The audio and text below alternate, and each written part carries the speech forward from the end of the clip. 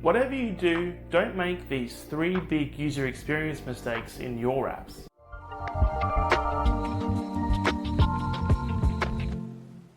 User experience is something that many companies struggle with, even from smaller companies to bigger companies. These quirks can quickly add up and create an inconsistent feel for the apps you produce. Perhaps it's understandable to see these kind of quirks with development teams that don't really have a design team, with smaller companies or smaller apps. But does that mean that bigger companies and bigger apps are completely free of these kinds of user experience problems? No. And in many ways, it can actually be a little bit worse. We'll be looking at a few examples of user experience problems in Windows 11. Windows 11 is a really good example because it's used by millions of people around the world. And yet, for whatever reason, it still has quite a few user experience quirks. But for us, that can be to our benefit because we can see the things that frustrate us and how those same things would maybe frustrate our end users. So we know what to avoid when we make our apps. Our first area of interest comes from the Humble Clock app within Windows. I try and open the clock, it comes up and it says there's an update. And then it just sits there. Let's sit and wait together as we wait for the update to come down.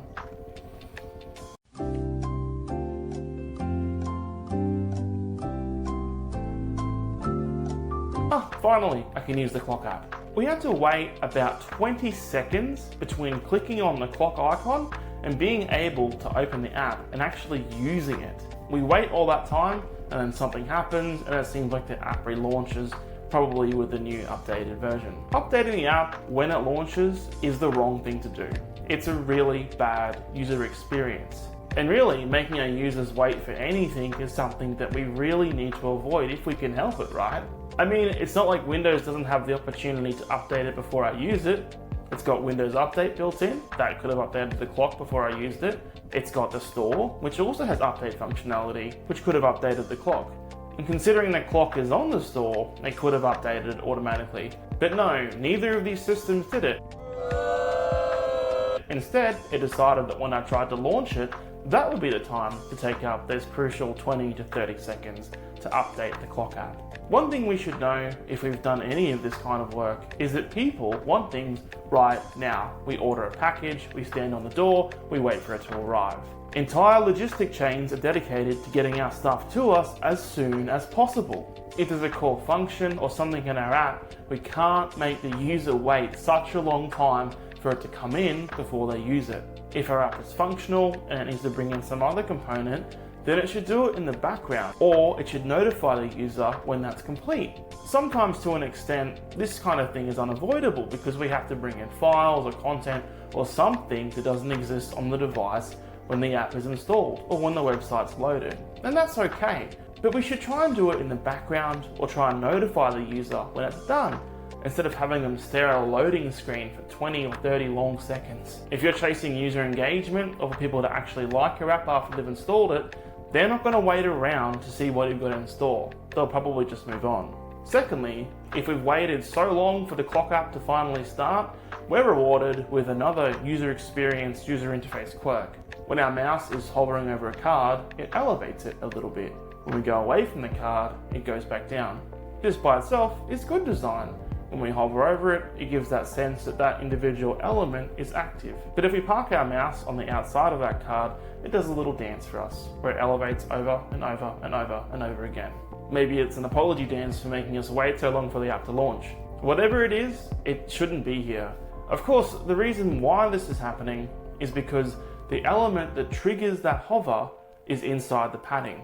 So when the card is hovered, it actually exits out of that trigger area, which makes it think that it's not active anymore. Then it reverses the elevation animation, at which point it's triggered again, and that process just loops and loops and loops over again, and gives us this weird outcome. In this case, it's quite simple. The wrong element has the trigger for what's causing this elevation to occur.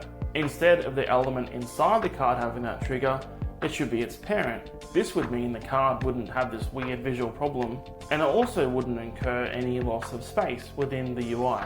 If it was like this, no little card dance would occur if we were hovering on the outside of where this element was.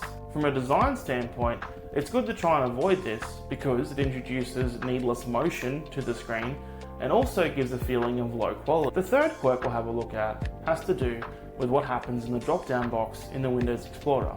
As we know, we can type into the address bar at the top to get to a new location. But this has one interesting quirk where when you start to type into the address bar and you start to write your path out, as you continue to type, all the suggestions get removed and then reanimated in. In reality, what should happen is that drop-down box should come up, the list should shrink or grow depending on what we're typing in, finally be dismissed once we click off or go to our destination. But the reason it's like this instead has got to do with application state. It's easier to just throw out all the results and then bring in a new set. But in doing that, we don't know which elements to reanimate or to leave alone. So all of them get animated. And this creates a lot of motion. Motion is supposed to be used to direct people's attention to certain areas within apps or to make things stand out. If we're just animating everything all the time, it contributes to needless motion, which creates quite a bit of visual clutter. I don't know what's new or what my attention should be directed to when everything in the box is animating. The lesson for us here is to only use motion when we really need it. It would have been much better if this list simply grew and shrunk without reanimating every element whenever it changed. These three things have one thing in common.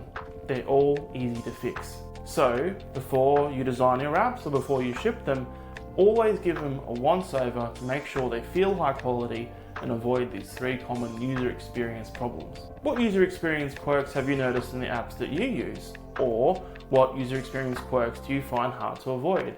Be sure to let us know in the comments, and also be sure to subscribe to LogRocket for more tips and tricks around user design and user experience.